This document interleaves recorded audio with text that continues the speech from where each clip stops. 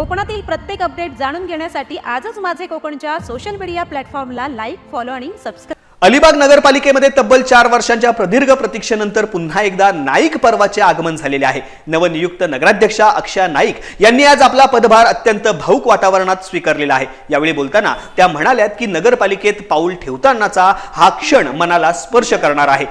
विशेष म्हणजे त्यांनी आपल्या आईची आठवण काढत सांगितले की त्यांची आई आज त्याच साडीत उपस्थित आहे जी साडी नेसून तिने यापूर्वी अलिबागची सेवा केली होती.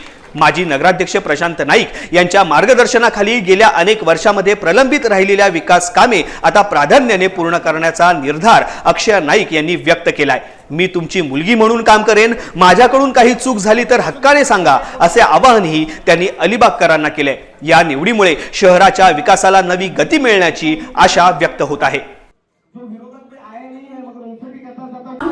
आज आपण इथे 4 वर्षानंतर आपली म्हणजे नगरपालिकेत येऊ शकलो आहोत. हा आपल्या सर्वांसाठी उत्साहाचा दिवस आहे. आणि तसंच सरोगी साहेब बोलले की 4 वर्षाचा जो बॅकलॉग आहे तो आपण लवकरात लवकर पूर्ण करू आणि सगळी कामं